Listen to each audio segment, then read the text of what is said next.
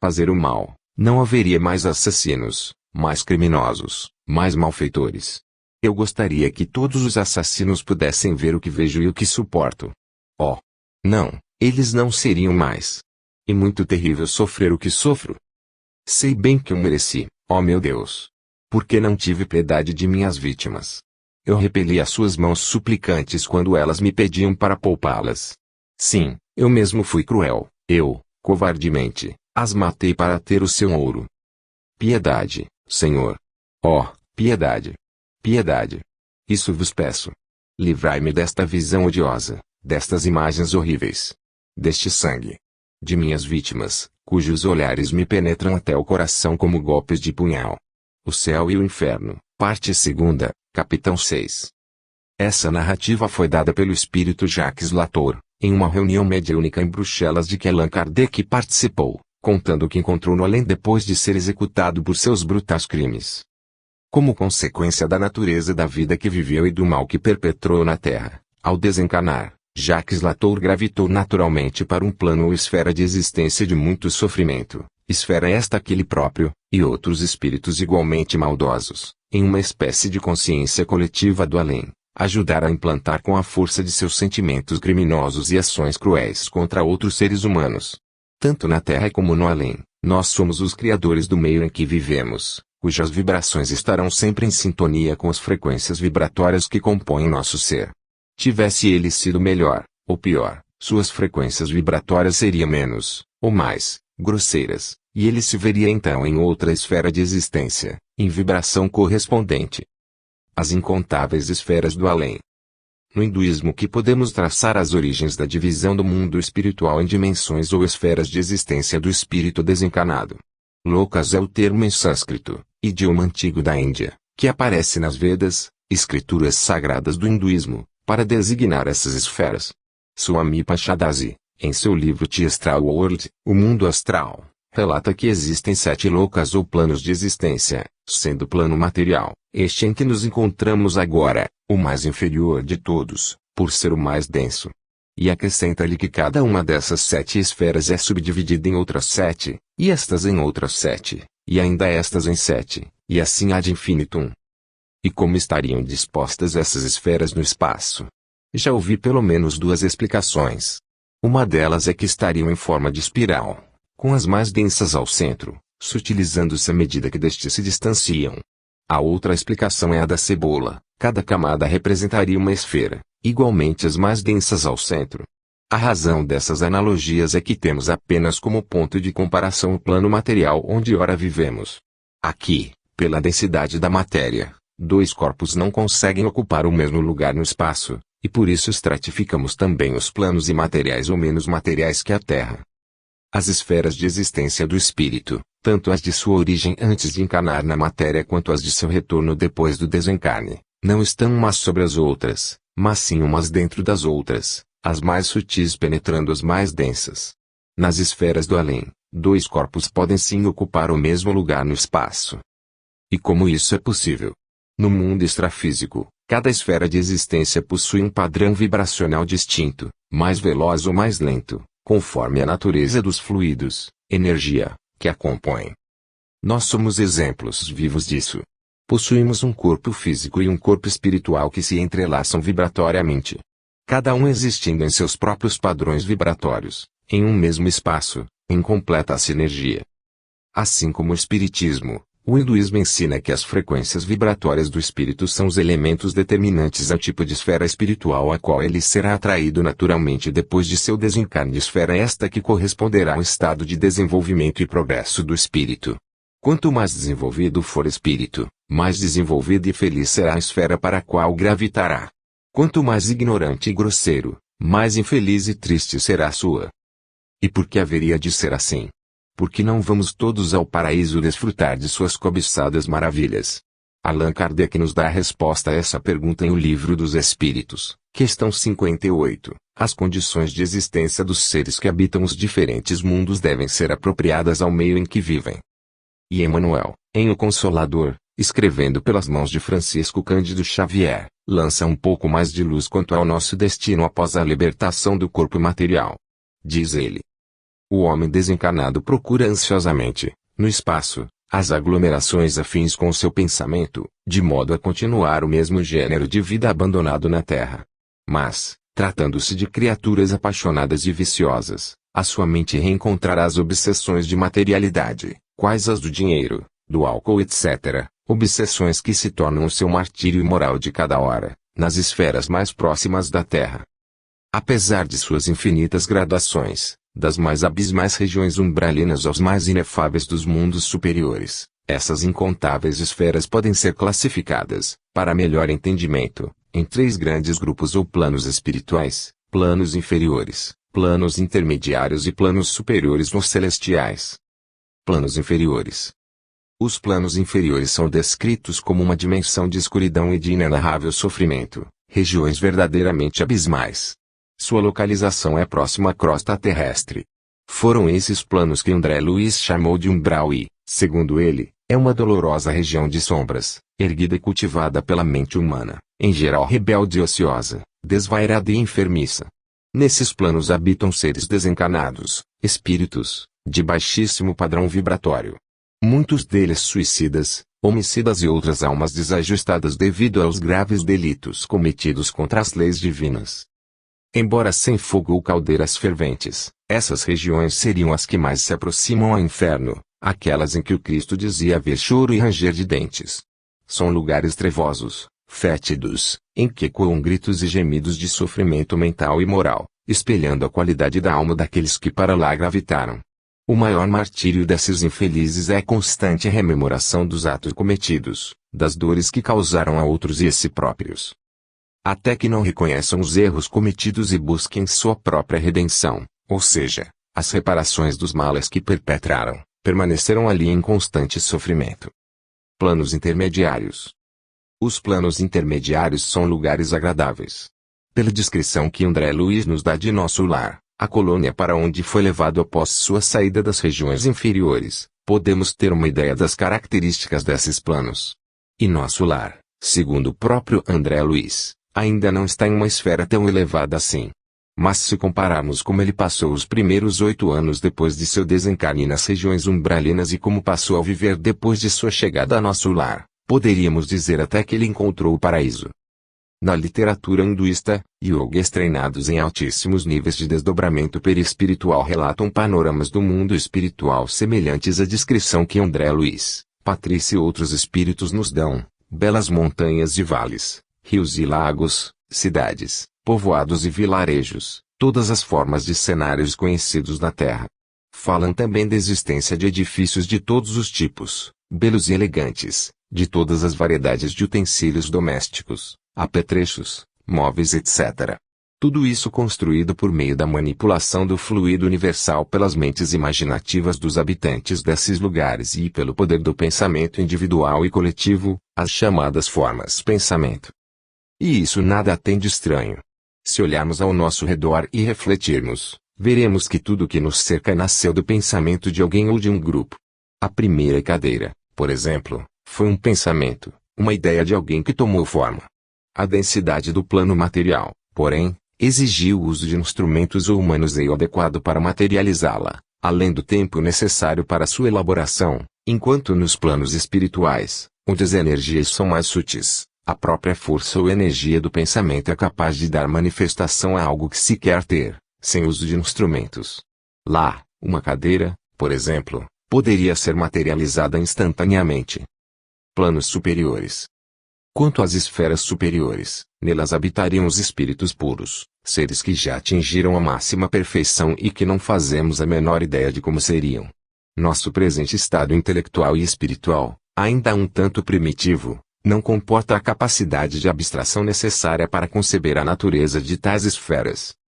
Esses planos seriam aqueles em que algumas crenças dizem ser a morada de Deus e que muitos de seus adeptos sonham em ir após a morte.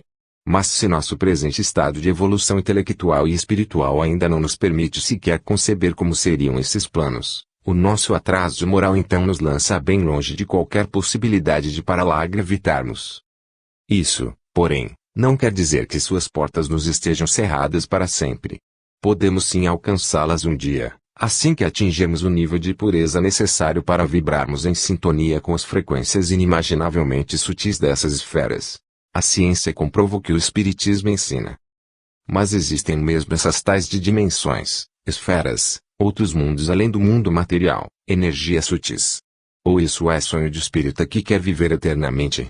Seria possível a ciência comprovar a existência dessas outras dimensões, de outras esferas de vida não material, ou menos material, tais como aprendemos no espiritismo? A resposta é um ressonante sim. A ciência está a um passo de admitir que exista um outro domínio externo ao universo material, que, para os reencarnacionistas, seria o mundo espiritual, disse o professor Carlos Embaçaí. Esse passo já foi dado. Embora a ciência não tenha encontrado provas concretas para afirmar categoricamente a existência desse mundo imaterial, como teoria, ele já é uma realidade admissível. Em 1928, um jovem físico inglês chamado Paul Dirac, Prêmio Nobel de Física em 1933, desenvolveu uma estranha equação matemática. Estranha porque essa equação previa a existência de um antimundo idêntico ao nosso, mas composto por antimatéria. Antimatéria seria como o espelho da matéria. Assim sendo, os elétrons e prótons que compõem os átomos da matéria teriam cargas elétricas inversas. Portanto, na antimatéria, os elétrons teriam carga positiva, positrons, e os prótons negativa, antiprótons. Mas seria possível a existência de tal coisa? Ou trata-se apenas do delírio de um cientista maluco? E se não fosse delírio, se fosse possível, onde estaria essa antimatéria? A teoria da antimatéria de Paul Dirac foi levada a sério pelos cientistas contemporâneos seus, que iniciaram a busca pela tal da antimatéria, até que finalmente a encontraram, confirmando sua existência. A ciência descobriu experimentalmente os positrons, os antiprótons e antinêutrons que a equação matemática do jovem cientista previa. E onde há fumaça há fogo, diz o velho ditado. Se descobriram os elementos básicos que comporiam um antimundo idêntico ao nosso, existiriam mesmo antiplanetas, antiestrelas, antigaláxias e até mesmo antiuniversos. Ou seja, outras dimensões ou mundos além do mundo físico que conhecemos, um mundo espiritual, por exemplo. Tudo indica que sim. Nas décadas de 1960 e 1970, um grupo de cientistas apresentou a chamada teoria das supercordas. Essa teoria foi desenvolvida para explicar certas peculiaridades no comportamento dos prótons e nêutrons. Para relembrar, os prótons e nêutrons são partículas elementares que compõem o núcleo dos átomos.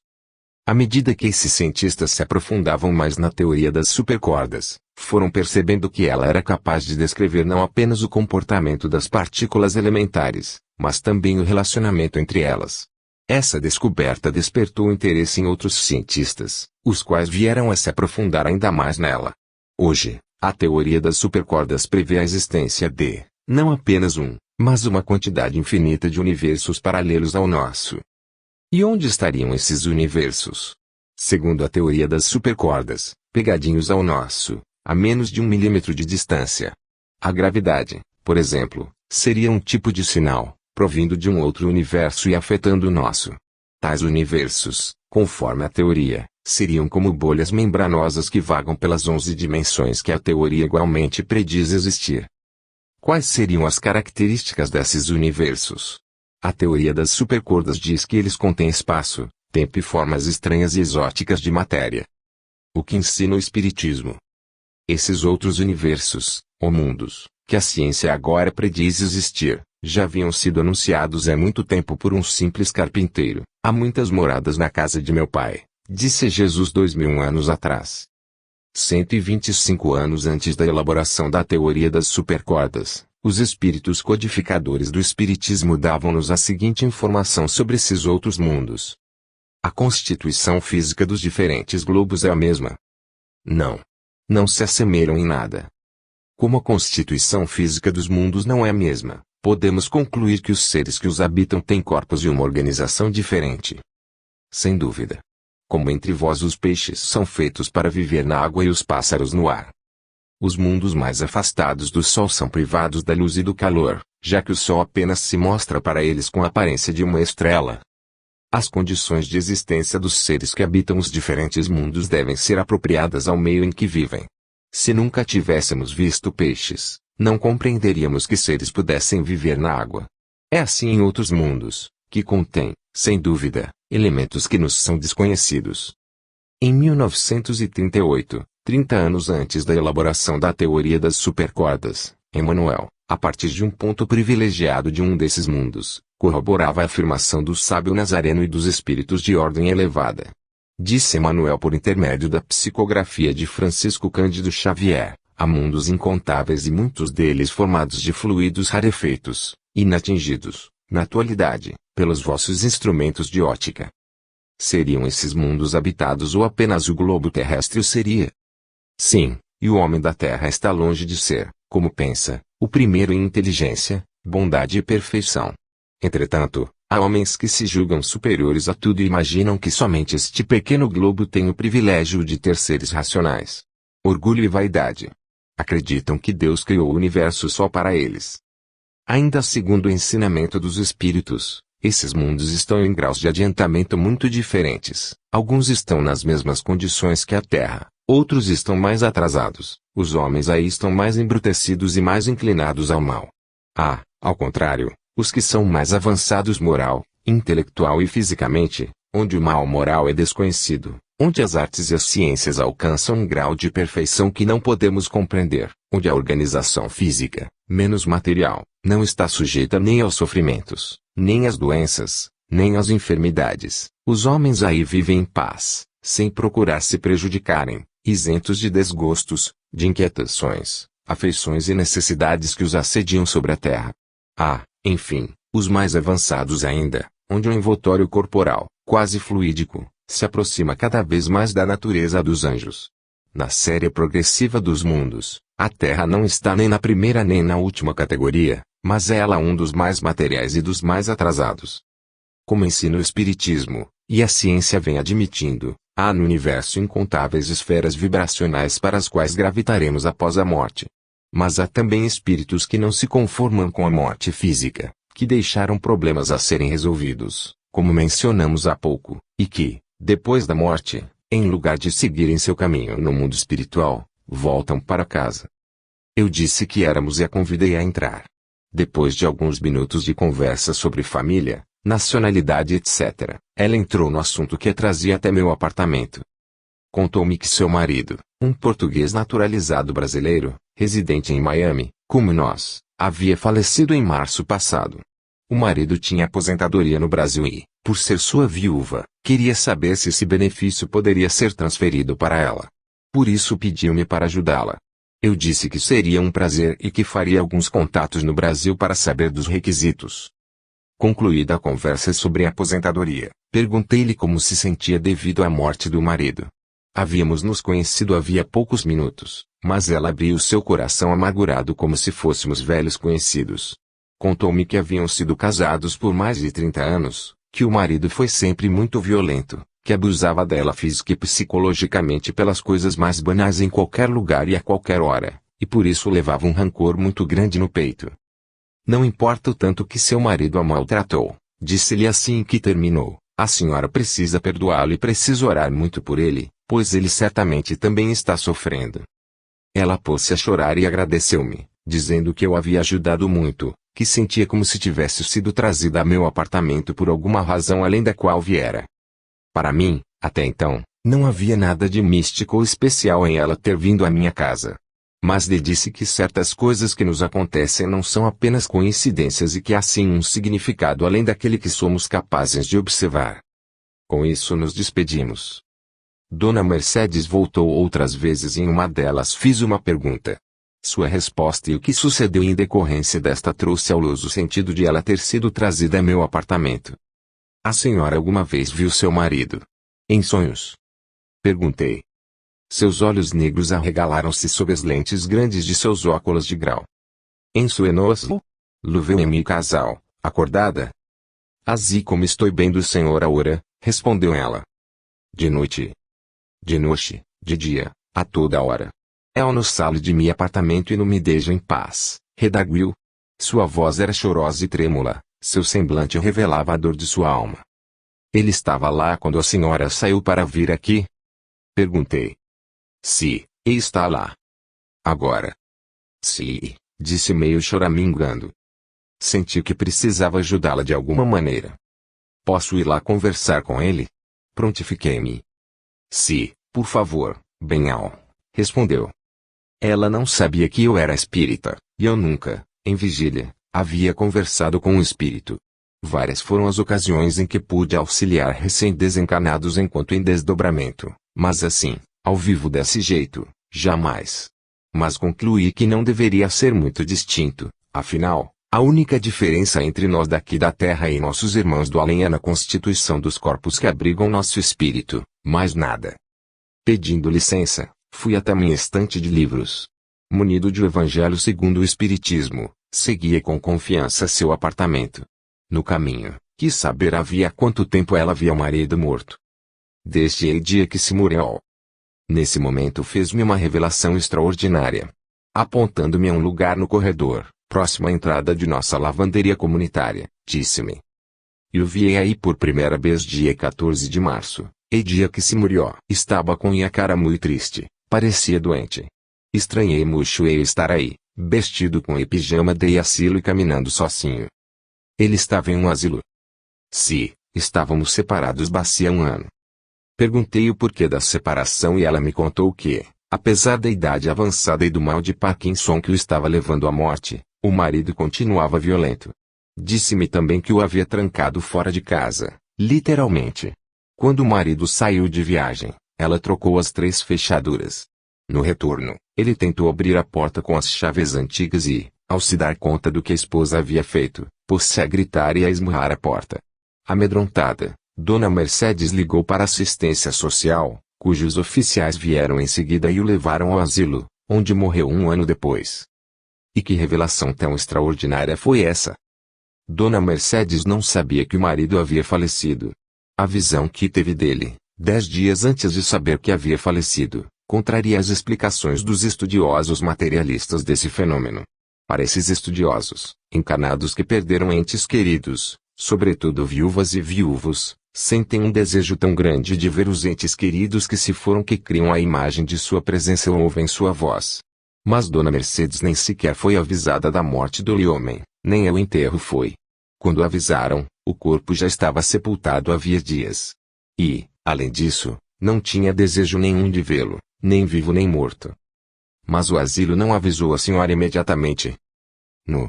Creio que os parentes de E estavam bravos comigo porque eu deixei ir para E asilo. E ele não sai de sua casa desde o dia em que a senhora o viu caminhando por aqui? Sim. Saléu, replicou. Vá comigo para Ribi para Bojo, aí consulado, aí médico, aí mercado. É obsessão. 1, pensei comigo. E o que ele quer? Indaguei. Queria saber por que eu deixei ir para E asilo. À porta de seu apartamento, Dona Mercedes retirou um molho de chaves do bolso do vestido. Depois de experimentar várias delas em cada uma das 3 fechaduras, abriu a porta e entramos. Como não sou vidente, não vi ninguém. A senhora o vê? Ela olhou de relance na cozinha e voltou-se a mim com uma expressão de dor. Ai ai ai ai. Está lá em a cocina, disse em voz choramingueira. Fomos à cozinha. Onde exatamente? Perguntei. Aí, apontou-me a cadeira à cabeceira da mesa, mas evitando olhar para lá. Puxei uma cadeira e sentei-me mais ou menos na diagonal do espírito. Dona Mercedes acomodou-se à cabeceira oposta. Ela olhava para ele e abaixava a cabeça, e a expressão de dor se repetia. Ai ai ai ai. Está brabo comigo. Pus o evangelho sobre a mesa e olhei fixamente no lugar onde ela disse que o espírito estava e comecei a conversar com o morto. Dona Mercedes era a intermediária, uma vez que eu não o via nem o sentia. Comecei dizendo que eu estava lá com o objetivo de ajudá-lo a compreender sua nova situação. Falei-lhe para que tomasse consciência de que não pertencia mais ao mundo material e que ficar em sua casa não lhe traria nenhum benefício. Ao contrário, só estagnação e sofrimento para ambos, para ele e para a esposa. O que o senhor quer? Perguntei. Por que continua aqui? Olhei para Dona Mercedes. Ele me escuta. Indaguei. Sim, escuta. O que ele quer? Por que está aqui? Ai ai ai. Está brabo. Queria saber por que eu deixei ir para ir asilo. E o que mais? Que não queria morir-se. Olhei em sua direção. Vamos começar pela segunda razão, Sr. Silva, pois é a mais fácil. Voltei-me a Dona Mercedes. Ele está olhando para mim? Sim. Ele me escuta? Sim, te escuta. Ótimo. Então, Sr. Silva. Olhe-se, perceba-se, sinta-se. O senhor continua ou não continua existindo? Continua, não continua. E se continua, o senhor está vivo ou está morto? Passei a explicar-lhe que era necessário e extremamente importante acostumar-se com sua nova modalidade de vida, que ao seu redor havia outras pessoas como ele que já não viviam mais na Terra e que poderiam ajudá-lo a compreender sua nova realidade, que não deveria perder tempo com coisas relacionadas à sua existência na Terra, que deveria seguir sua jornada evolutiva, que orasse bastante, pois certamente seria ajudado e outras coisas relacionadas de que não me recordo. Agora vamos a outra razão, disse-lhe. Porque a Dona Mercedes o deixou ir para o asilo. Voltando-me a ela, disse. Explique-lhe o porquê. Entre prantos e soluços, ela falou-lhe do medo constante que tinha dele, de sua brutalidade durante os 30 anos que viveram juntos, citando circunstâncias em que ele a esbofeteou, das constantes humilhações, enfim de toda a mágoa que ele lhe causara durante sua vida em comum, até pouco tempo, antes de ser levado ao asilo. Pergunte se ele se lembra de tudo isso. Sim, se lembra. Ótimo, respondi. Olhando para onde ele estava, questionei-lhe sem rodeios, e isso não lhe causa vergonha, Sr. Silva, abusar dessa maneira de sua esposa? Isso deveria lhe causar vergonha. Depois de tudo isso que Dona Mercedes lhe disse, o senhor ainda não consegue compreender a razão pela qual ela deixou ir ao asilo. Ou consegue? O que ele diz? Sim, está com vergonha. Ótimo. Ele se arrepende do que fez? Disse que sim. Esse é o caminho, Sr. Silva. Nesse momento, passei a explicar que todos viemos à Terra para aprender a amar e a fazer o bem, a tratar as pessoas com dignidade, cordialidade e respeito, que se não fizermos isso, pelo mínimo que seja, estaremos perdendo uma encarnação inteira, seguiremos indo e vindo para cá sem nada haver aprendido, continuaremos sofrendo, tanto neste mundo como no outro. Não me recordo de tudo o que disse, mas sei que foi um sermão. E, segundo Dona Mercedes, ele me olhava e me ouvia atentamente. Quando senti que já não havia mais o que falar, abri o Evangelho e fiz uma oração, pedindo a ele que prestasse atenção àquelas palavras. Terminada a oração, Dona Mercedes o viu levantar-se da cadeira e seguir para a sala sentando-se no sofá. Indo até ele, pus-me à sua frente e apliquei-lhe um passe. Em seguida, apliquei um em Dona Mercedes. Disse-lhe que se ele continuasse ali, poderia chamar-me na noite seguinte que eu voltaria. O tempo que ali passei foi de exatamente 1 hora. Dona Mercedes bateu à minha porta às 9 da noite do dia seguinte. Todavia está lá, disse-me em tom aflitivo assim que abri a porta.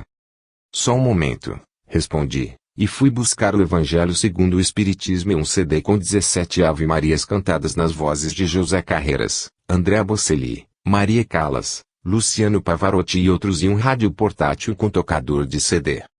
Vamos lá, eu disse. Confesso que me sentia um pouco frustrado. Depois de tudo que falei, da leitura do Evangelho, do passe.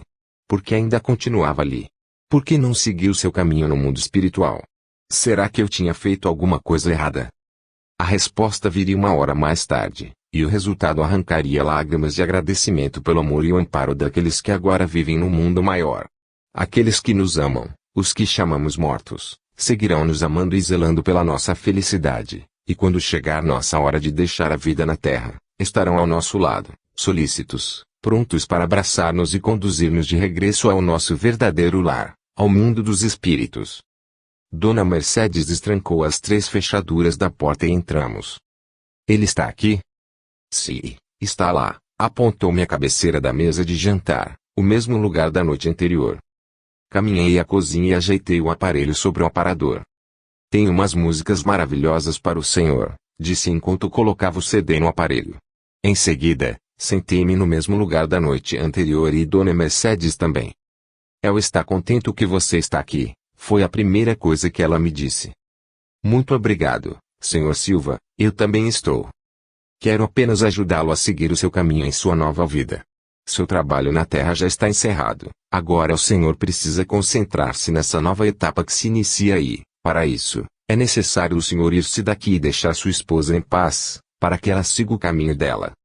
Dona Mercedes, sugeri, diga ao senhor Silva tudo o que a senhora gostaria de dizer-lhe em vida, mas que não pôde dizer. Abra seu coração, diga-lhe tudo o que vier à sua mente, de bom, de ruim, enfim, de todas suas experiências juntos.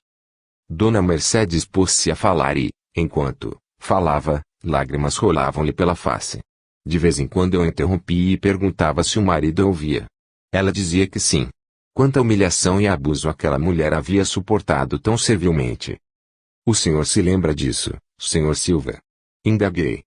O que ele disse, Dona Mercedes? Disse que sim. O que ela disse, é verdade ou mentira, senhor Silva? Disse que é verdade. A senhora é capaz de perdoá-lo apesar de todo esse sofrimento que ele lhe causou, Dona Mercedes? A mulher fitou o espírito do marido e pôs-se aos prantos novamente. Se, e o perdono, e o perdono. Depois da catarse, abriu o evangelho aleatoriamente. Pedi ao senhor Silva que ouvisse atentamente, que orasse e que olhasse à sua volta, pois certamente haveria alguém ali para ajudá-lo. Quando terminei a leitura, Dona Mercedes olhou em direção ao espírito e arregalou os olhos. A mãe de E está aí, ao lado de Hel adorava sua mãe. Um intenso arrepio subiu-me pelo corpo e meus olhos encheram-se de lágrimas.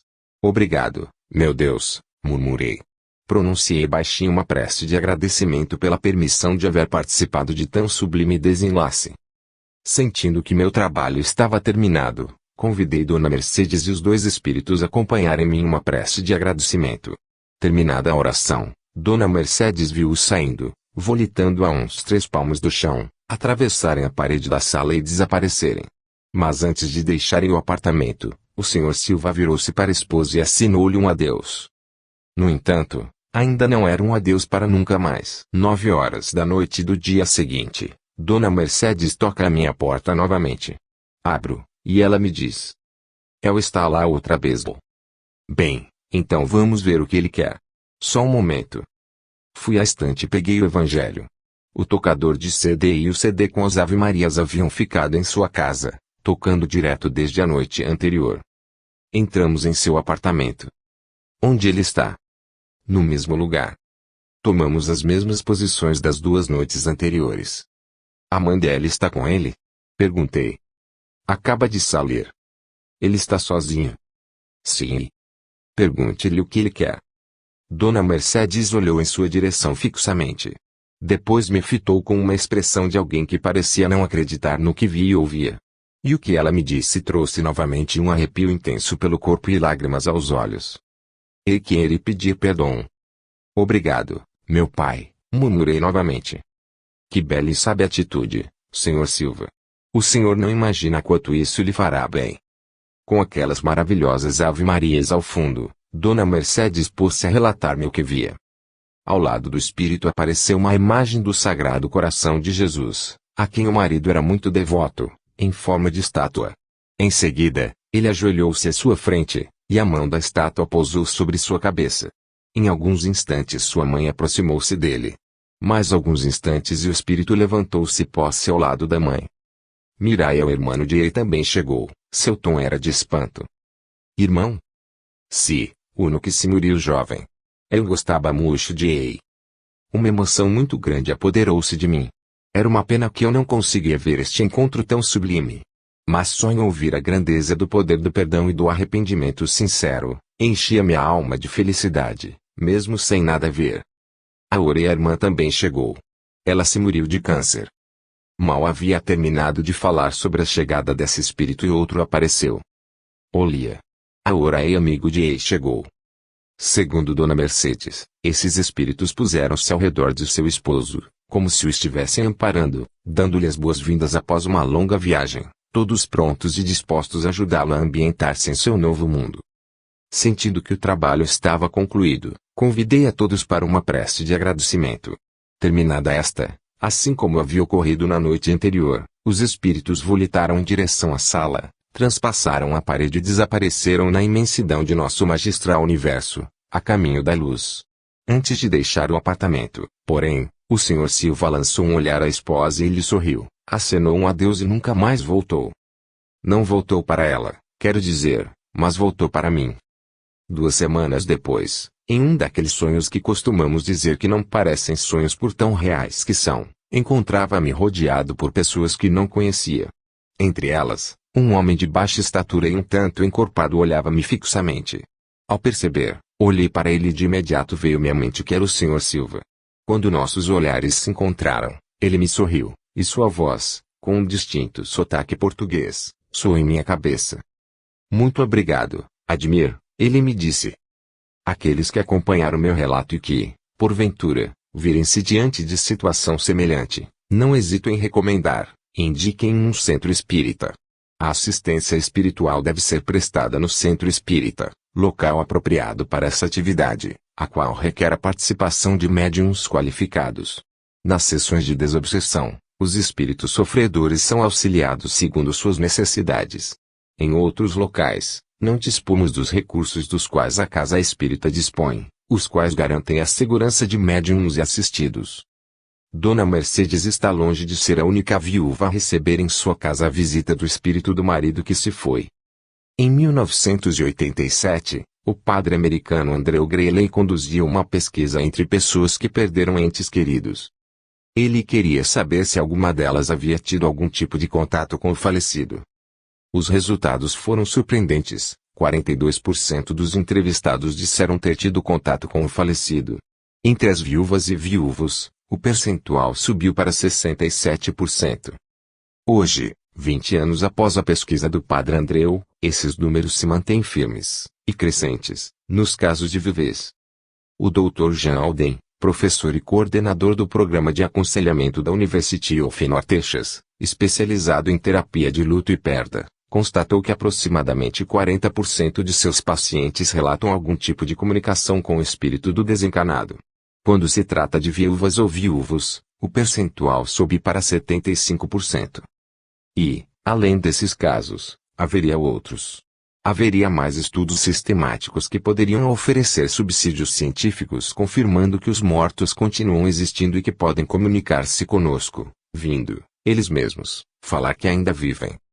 A resposta é um ressoante sim, e se quantidade de casos, e casos extraordinários, diga-se de passagem, for medida de comprovação, podemos descansar em paz antes mesmo de morrer, pois que morrer não é o fim. 9. Os mortos voltam para mostrar que vivem. A doutora Elizabeth Kluber-Ross caminhou até o microfone no centro do pequeno palco. Do momento em que começou a contar sua experiência, os olhares atentos das 70 pessoas da plateia não desgrudaram da eminente psiquiatra. Era uma história fantástica. Contou a doutora. Eu estava em uma encruzilhada. Achava que devia deixar meu trabalho com pacientes terminais. Havia decidido entregar minha carta de demissão e deixar o hospital e a Universidade de Chicago. Não era uma decisão fácil, pois amava muito os meus pacientes. Assim que terminei meu último seminário sobre a morte e o morrer, dirigi-me ao elevador. Naquele momento uma mulher veio em minha direção. Ela trazia um tremendo sorriso no rosto, como se soubesse tudo o que se passava em minha mente. Assim que se aproximou de mim, ela me disse, Doutora Ross, só vou tomar alguns minutos de seu tempo. Se a senhora me permitir, gostaria de acompanhá-la ao seu consultório. Foi a caminhada mais longa de minha vida. Uma parte de mim sabia que a mulher era a senhora Johnson, uma paciente minha que havia falecido e sido enterrada havia quase um ano. Mas eu sou uma cientista e não acredito em fantasmas e assombrações. Conduzi o mais incrível teste de realidade de toda a minha vida. Tentei tocá-la, porque ela era meio transparente, como se fosse de cera. Mas não tão transparente do tipo que se podia ver os móveis através dela, porém tampouco parecia real. Eu a toquei e a senti. Chegando ao meu consultório, ela abriu a porta. Quando entramos, ela disse, eu tive de voltar por 2 razões. Primeiro, eu queria agradecer à senhora e ao reverendo Smith mais uma vez por tudo o que vocês fizeram por mim. No entanto, a verdadeira razão pela qual voltei foi para pedir à senhora para não desistir de seu trabalho com doentes terminais. Ainda não é hora. Conscientemente, eu sabia que realmente se tratava da senhora Johnson. Mas tinha certeza de que ninguém acreditaria se eu contasse. Certamente, achariam que eu estava ficando louca. Então, a cientista que há em mim, mirou-a severamente e disse, o reverendo Smith adoraria receber um bilhete seu. Será que a senhora se importaria em? O cientista em mim precisava de provas. Eu queria algo escrito com sua caligrafia, e assinada, se possível. A mulher lia meus pensamentos e sabia que eu não tinha a intenção de entregar o bilhete ao reverendo Smith. Contudo, ela tomou um pedaço de papel, escreveu uma mensagem e assinou-a. Depois, com um imenso sorriso de amor, compaixão e compreensão, disse-me: a senhora está satisfeita agora. E falou-me mais uma vez: a senhora não pode abandonar seu trabalho com pacientes terminais. Ainda não. Não é a hora certa. A senhora saberá quando chegar a hora de parar.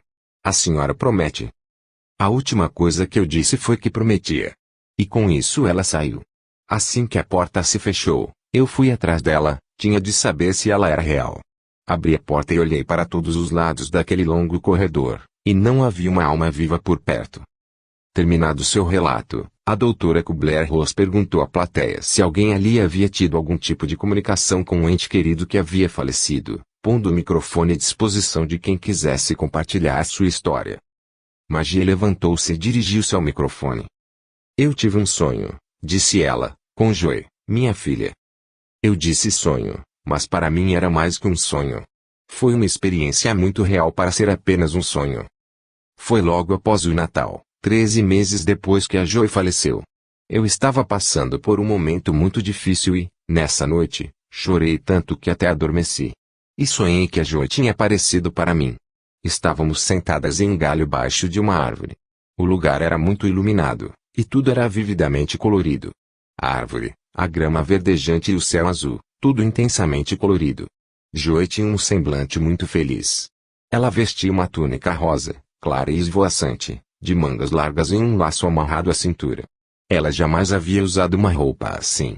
Sentando-se a meu lado, ela me abraçou e colocou sua cabeça em meu peito. Eu sentia seu peso e sua substância. Então ela disse que precisava partir, mas que voltaria. Para demonstrar isso, ela meio que flutuou a uma distância e voltou, sentando-se a meu lado novamente. Ela me mostrava que minha tristeza era desnecessária, pois que não estávamos separadas. A Joy me confortava. Ela estava feliz e queria que eu estivesse feliz também. Abraçando-me novamente, deteve-se a meu lado por mais algum tempo. E depois foi embora.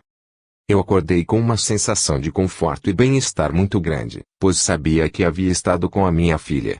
A partir desse dia, comecei a recuperar-me da dor que sua morte havia me causado e voltei a viver a minha vida. E Joy parece ter cumprido sua promessa de que voltaria. Continuou Magie.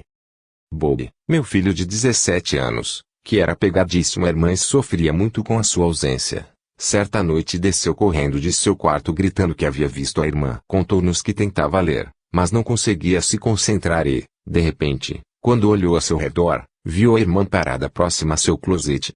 Ela vestia calças jeans e uma camiseta listada, que tampouco havia vestido quando em vida. Sua expressão era de calma e serenidade, como se quisesse mostrar que tudo estava bem. Quando Bob viu a irmã, ficou imóvel, como se não acreditasse no que via.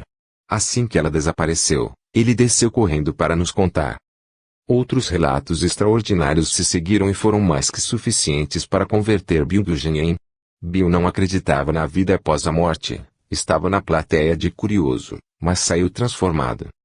Quando o seminário terminou, contou ele, minhas crenças pessoais do que era real e irreal destroçaram-se. Os objetivos materialistas que aprendi que devia almejar e conquistar, objetivos esses que eu havia valorizado por 38 anos de minha vida, repentinamente pareceram ínfimos em comparação com aquele novo universo, muito maior, mais amoroso e repleto de maravilhas. Bill fez-se então as seguintes perguntas: será que outras pessoas que perderam entes queridos também tiveram algum tipo de comunicação com eles? Quão comum e como seriam tais comunicações? Só havia um jeito de saber: perguntar àqueles que perderam entes queridos. Em parceria com sua esposa Judy, Bill lançou em 1988 o projeto de comunicações após a morte para descobrir a magnitude do fenômeno. Durante os 7 anos seguintes, de 1988 a 1995, o casal conduziu, pessoalmente por telefone, 2.000 entrevistas com pessoas que haviam perdido entes queridos e disseram que haviam se comunicado com eles. Os entrevistados estavam espalhados pelos 50 estados norte-americanos e províncias, estados, do Canadá. Suas posições sociais e níveis acadêmicos e intelectuais eram dos mais diversos e suas idades variavam de 8 a 92 anos. A grande maioria era cristã e judaica. Virtualmente todos gozavam de boa saúde física e mental. O casal foi extremamente cuidadoso em excluir participantes com histórico de alcoolismo ou uso de drogas proibidas. 10. Nenhum adeus é para sempre. O espírito não é, portanto, um ponto, uma abstração, mas um ser limitado, ao qual falta apenas ser visível e palpável para ser igual aos seres humanos. Isso que Allan Kardec escreveu em O Livro dos Médiuns, parte 1, capítulo 1, item 3, há 150 anos, Bijoux de Guggenheim confirmaram sistematicamente em sua abrangente e recente pesquisa. Os exemplos seguintes são apenas uma pequena amostra dos milhares de casos que o casal de pesquisadores encontrou, mas o suficiente para que o leitor tenha uma ideia de suas características gerais. Os vivos veem seus parentes mortos. Os espíritos podem aparecer a seus familiares de 1000 maneiras, parcial ou totalmente. Na visão parcial, a pessoa vê apenas certa parte do espírito, geralmente o rosto e o tronco. Na visão total, ela o vê por inteiro, cabeça, tronco, membros, cabelos etc., além de detalhes do rosto e da vestimenta que usam. Visão parcial do espírito.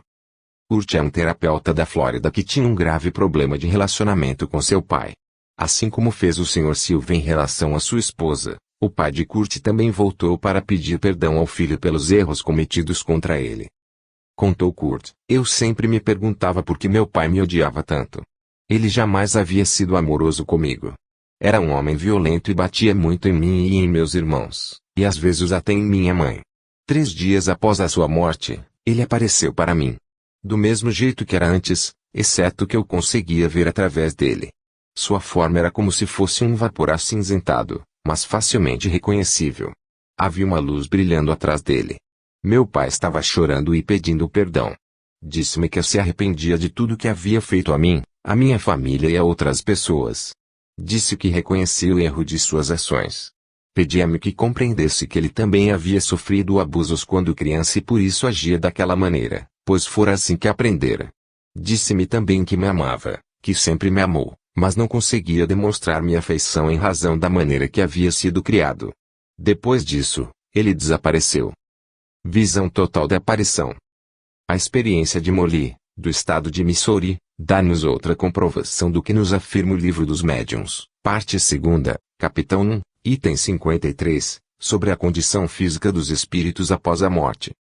Ponto. O corpo torna-se para eles uma velha vestimenta que despiram e que não lamentam, sentem-se mais leves, como se estivessem livres de um fardo, não sentem mais as dores físicas e ficam felizes de poder se elevar, transpor o espaço, assim como em vida fizeram muitas vezes em sonho. O relato de Molly. Encheu-me de felicidade ver minha avó novamente. Ela morreu aos 87 anos de idade. Nós éramos extremamente íntimas, pois havíamos vivido juntas por um bom tempo.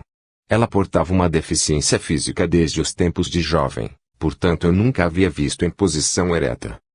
Na segunda noite após a sua morte, eu estava deitada, mas não estava dormindo. Meus olhos estavam bem abertos, e eu a vi. Ela estava ereta e aparentava ter 30 ou 35 anos. Minha avó era sólida e real, igualzinha a um ser humano vivo. O cabelo dele estava curto e encaracolado ao redor da face, trazia no rosto um doce sorriso. Ela não conversou comigo, mas eu tinha a impressão de que ela estava querendo dizer, você está vendo que agora estou ereta. Ela usava um vestido modelo antigo com um estilo incomum, branco com listras vermelhas. Não me recordo de tê-la visto alguma vez usando uma roupa assim. Tudo o que ela fez foi ficar olhando para mim e sorrindo. Quando levantei e acendi a luz, ela desapareceu. Na manhã seguinte, contei para minha tia e descrevi o vestido que ela estava usando. Ela levou-me ao porão e abriu alguns baús velhos. Em um deles havia uma colcha que minha avó havia costurado havia muito tempo, com a mesma estampa do vestido que ela estava usando, branco com listras vermelhas. Sensação de toque. Às vezes, a pessoa tem a sensação de que alguém a tocou, mas, olhando a seu redor, não vê ninguém. O caso seguinte é extraordinário por 2 motivos. Primeiro, várias pessoas tiveram a sensação de serem tocadas ao mesmo tempo. Segundo, essa experiência vem comprovar o que aprendemos no Espiritismo. Muitas vezes, o desencarnado está presente em seu próprio enterro. Andreu, de 24 anos, filho de Sarah, desencarnou em um acidente de motocicleta. O relato de Sarah. Pouco antes do enterro de Andreu, eu estava na cozinha. Killy, nosso outro filho, aproximou-se de mim e me abraçou. Em seguida, veio meu esposo, Doug, e nós três nos abraçamos e choramos em silêncio. De repente, sentimos uma leve pressão, uma carícia em nossos ombros. Em meu coração eu sabia que era o Andreu, e o Doug e o Killy também o sabiam. Nós três sentimos o calor de seu abraço e de seu amor. Mentalmente ouvi Andreu dizer: "Oi, galera, está tudo bem?" A experiência durou pouco, não mais que uns 30 segundos. Mas o abraço dele fez-nos sentir como se a família estivesse completa novamente. Sensação de presença. E a sensação que se tem de que alguém está por perto, mesmo sem conseguir vê-lo. Segundo Allan Kardec, O Livro dos Médiuns, parte 2ª, item 159, toda pessoa que sente num grau qualquer a influência dos espíritos é, por isso mesmo, médium. Essa faculdade é inerente às pessoas e, consequentemente, não constitui privilégio de ninguém. Alguns de nós têm essa faculdade em níveis mais ostensivos que outros. Mas se tratando de entes queridos, mesmo que não sejam familiares, com os quais nossas frequências vibracionais mais se sintonizam, ainda que não sejamos médiuns ostensivos, podemos perceber sua presença. O relato de Edith, uma terapeuta da Flórida, ilustra claramente tal fenômeno. Edith tinha um paciente em fase terminal, o Sr. Ward, de 65 anos. Contou ela. Eu estava em casa quando a enfermeira me ligou dizendo que o Ward estava morrendo, um processo que pode demorar horas. Sua esposa estava passando por uma situação difícil e pediu que eu fosse até lá. Já estou indo, respondi, e fui para meu quarto trocar de roupas. De repente, senti a presença de Ward. Ele estava do meu lado direito. Havia uma sensação de leveza, de júbilo e de liberdade no ar. Era como se eu sentisse em meu coração sua despedida e seu agradecimento pelo tempo que passamos juntos. Ele não ficou muito tempo, talvez uns 30 segundos. Olhei no meu relógio digital e vi que eram exatamente 16h23. Troquei-me e fui para a casa do Ward. Quando cheguei lá, ele já tinha falecido. Perguntei a que horas ele havia falecido e me disseram 16h23. Olfação de fragrância. Sentir o cheiro de um perfume ou loção que um ente querido costumava usar. Esse parece ser um tipo de comunicação bem comum. Neste relato que vamos ver, houve dois tipos de comunicação ao mesmo tempo, a olfação de fragrância e a sensação da presença. A experiência ocorreu com Lara, uma artista plástica de 39 anos do estado de Rhode Island. Aqui, seu primo Larry, que morreu de câncer, parece ter vindo cumprir a promessa que havia feito à sua prima. Nas palavras de Lara. Eu e meu primo Larry crescemos juntos e mantivemos uma estreita amizade durante toda nossa vida. Tínhamos feito um acordo, aquele que morresse primeiro voltaria para comunicar-se com o outro. Não sabíamos como faríamos, mas sabíamos que o faríamos de alguma forma. 3 dias após a morte de Larry, eu estava em meu quarto quando, de repente, senti sua presença. E o quarto saturou-se com a fragrância de English Ether, sua colônia preferida, a única que ele usava.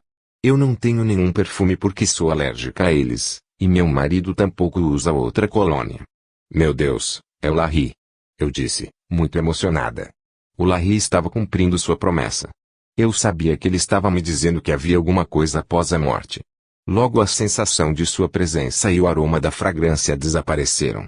Mas eu sabia que ele havia estado ali. Comunicações em alfa. Alfa é uma das frequências cerebrais e oscila entre 7 e 12 ciclos por segundo. Hertz.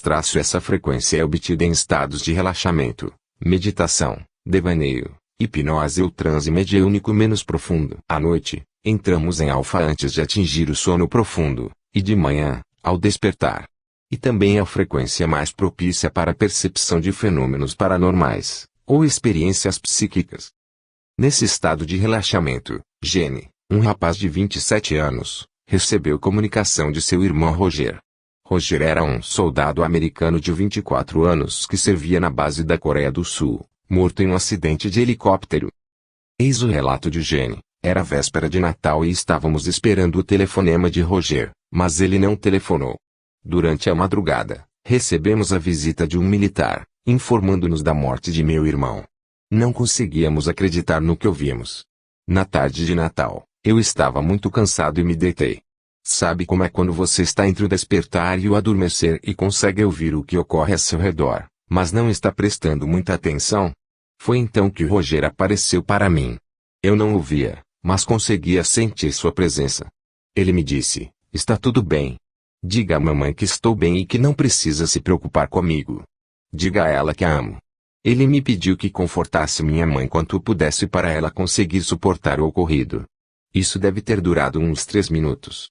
Assim que despertei, fui contar à minha mãe, e nos sentimos bem melhor. A vinda de Roger provou-me que deve haver vida após a morte, e eu acredito que ele esteja no céu. Comunicações em sonho. Estas são aquelas experiências que, por falta de uma definição mais apropriada, costumamos dizer que era mais que um sonho, pois era muito real para ser um sonho. A psicologia e a psiquiatria ortodoxas não sabem explicar o que são certos sonhos, mas dão a certeza de que são ocorrências definitivamente confinadas ao cérebro. Mas como uma das missões do espiritismo é iluminar as trevas que impedem a ciência materialista de ver o ser humano como algo mais que apenas seu corpo físico, ele vem em seu socorro. O sono liberta, em parte, a alma do corpo, ensina-nos o espiritismo. Quando dormimos, estamos momentaneamente no estado em que o homem se encontra após a morte. Quando o corpo repousa, o espírito tem mais condições de exercer seus dons, faculdades do que em vigília, tem a lembrança do passado e algumas vezes a previsão do futuro, adquire mais poder e pode entrar em comunicação com outros espíritos, neste mundo ou em outro. O sono é a porta que Deus lhes abriu para entrarem em contato com seus amigos do céu, é o recreio após o trabalho, enquanto esperam a grande libertação, a libertação final que deve devolvê-los a seu verdadeiro meio. E Deus abriu essa porta a Gayle, uma artista plástica da Carolina do Norte. A dor da perda de seu filho Alex, afogado aos 21 anos de idade em um acidente de barco, corroía-lhe as entranhas da alma e a porta abriu-se para ela ter com seu filho querido. Nas palavras de Gayle: eu estava muito angustiada, como qualquer mãe que acaba de perder um filho. Na segunda madrugada após seu sepultamento, por volta das 5 horas da manhã, perdi o sono. Fui sentar-me na sala e comecei a rezar para que Deus me deixasse saber se meu filho estava bem. De repente, senti um desejo muito grande de voltar para a cama e dormir. Deitei-me e peguei no sono rapidamente. E comecei a sonhar. Sonhava que estava na cozinha preparando o café da manhã para meus 2 filhos mais novos, e o Alex entrou na cozinha. Eu sabia que ele não deveria estar lá, pois estava morto. Então falei bem alto para meus outros filhos: o Alex está aqui. Eles me olharam e perguntaram: do que você está falando, mãe? E com isso percebi que não conseguiam vê-lo, só eu via. Ele tinha um sorriso radiante, sua expressão era de completa paz e felicidade. Fui até ele e perguntei: Alex, você está com Jesus, não está? Ele colocou suas mãos em meus ombros, e eu coloquei as minhas em sua cintura, e ele me disse: sim, mãe, estou. Eu despertei com uma imensa sensação de paz em saber que Alex estava bem. Eu sei que o seu espírito está com Deus e que ele estará nos esperando quando chegar a hora de estarmos com ele. O caso seguinte não faz parte dos arquivos do casal Guggenheim, mas ganhou repercussão na mídia por se tratar de experiência envolvendo a viúva de um dignitário de reconhecimento internacional. Em outubro de 1982, a revista People entrevistou Jean Raouf, viúva de Anwar Sadat, assassinado um ano antes. Anwar Sadat foi o 3º presidente do Egito e uma das figuras mais influentes no Oriente Médio. Ele tomou posse do cargo em outubro de 1970 e governou o Egito até seu assassinato em outubro de 1981. No decorrer da entrevista, a repórter comentou com Jean Raouf: a senhora percebeu que fala de seu marido como se ele ainda estivesse aqui. Nossa religião, Islã, replicou a viúva, diz que quando o corpo morre, a alma continua vivendo. Sim, eu ainda o sinto comigo. Eu e meus filhos sempre o sentimos presente. Meu filho Gamai ouviu a voz dele certa manhã. Ele levantou e sentou-se na cama e de repente ouviu o vozeirão do pai dizendo: por que você está tão triste, Gamai, e por que sua mãe e suas irmãs estão tão tristes? Diga a elas que eu estou extremamente feliz e descontraído. Meu filho disse que se arrepiou inteiro. Ele saltou da cama e saiu procurando o pai, mas não encontrou ninguém. E a senhora já teve alguma experiência semelhante? Indagou a repórter. Não exatamente assim, respondeu a viúva, Mas ele me pegou de surpresa logo após a sua morte. Uma vez eu estava dormindo e o senti a meu lado, como se ele ainda estivesse vivo. Foi tão real que eu perguntei: Awar, você está aqui? Eu estiquei minha mão para tocá-lo e assegurar-me de que ele estava lá.